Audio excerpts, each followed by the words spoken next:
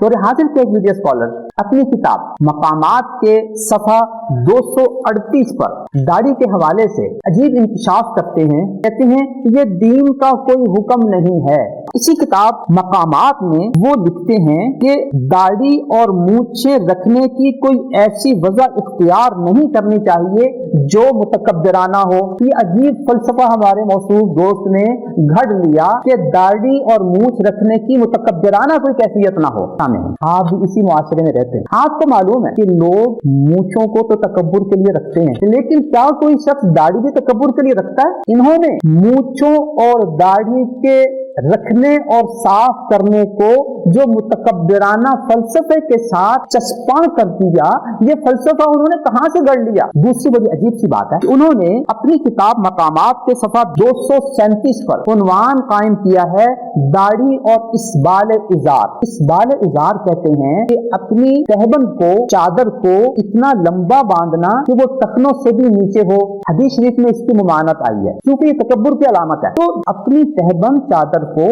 ٹخنوں سے نیچے رکھنا یہ تو تکبر کی علامت ہو سکتی ہے, لیکن جب آپ نے داڑھی کا تذکرہ کرنا تھا تو آپ نے کس اصول کی بنیاد پر داڑھی کو اسبال ازار اور تہبند کو ٹخنے سے نیچے رکھنے کے ساتھ جوڑ دیا؟ یہ عنوان ہی بتا رہا ہے کہ آپ اس حوالے سے کوئی ایسی بات کرنا چاہتے ہیں جس پہ نہ آپ کا اپنا ضمیر مطمئن ہے اور نہ ہی معاشرہ جو ہے اس کو صحیح ثابت کرنے کے لیے اور صحیح ماننے کے لیے تیار ہو سکتا ہے. وہ اپنی اسی کتاب صفحہ 238 پر لکھتے ہیں وہ اگر بڑھانا چاہتے ہیں تو داڑھی بڑھا لیں مگر مونچھیں ہر حال میں چھوٹی رکھیں. یہاں آپ اپنے سامعین کو آپشن دے رہے ہیں کہ مونچھیں تو پست رکھیں لیکن داڑھی بڑھانا چاہیں تو بڑھا لیں. کیا ہم بجا طور پر یہ سوال نہیں کر سکتے کہ نبی اکرم صلی اللہ علیہ وسلم نے دو چیزوں کا حکم دیا ہے, داڑھی بڑھانے کا حکم, مونچھوں کو پست رکھنے کا حکم. آپ انہیں آپشن دے رہے ہیں کہ مونچھیں تو پست رکھیں لیکن داڑھی بڑھانا چاہیں تو بڑھا لیں. یہ اختیار کہاں سے آپ نے نکال لیا؟ داڑھی اور مونچھ میں یہ فرق آپ نے کہاں سے نکال لیا؟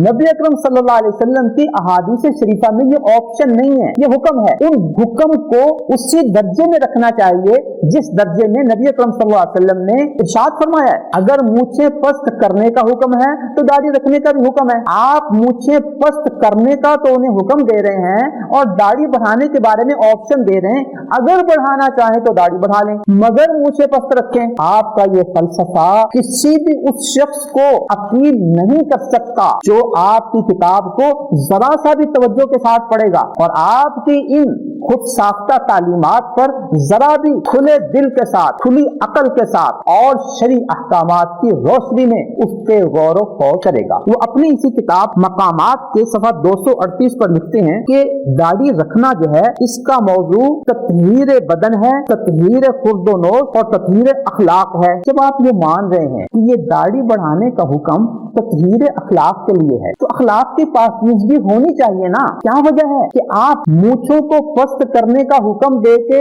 اسے تو تطہیر اخلاق کا درجہ دے رہے ہیں, تو داڑھی بھی رکھ کے اپنے اخلاق کی پاکیزگی ہونی چاہیے نا. آپ یہ کہہ کر کہ داڑھی دین کا حکم نہیں ہے, لوگوں کو اخلاق کی پاکیزگی کا حکم دے رہے ہیں یا اخلاق کو ناپاک کرنے کا حکم دے رہے ہیں. تو جو معیار, جو پیمانہ آپ نے قائم کیا اسی معیار اور پیمانے کے مطابق آپ کی تعلیمات پوری نہیں اترتی.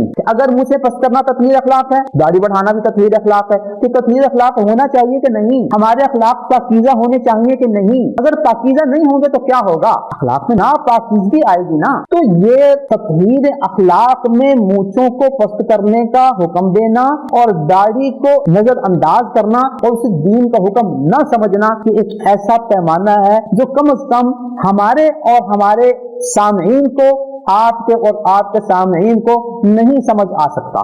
آپ نے پتہ نہیں کس بنیاد پر یہ پیمانہ قائم کر لیا اور لوگوں کو اتنا ہی کم عقل سمجھ لیا کہ وہ اس بات کو نہیں سمجھیں گے. دعا ہے اللہ تعالی ہمیں صحیح بات کو سمجھنے کی اور صحیح بات پر عمل کرنے کی توفیق عطا فرمائے. آمین. نظروا للطيبة ونور طه يسطعون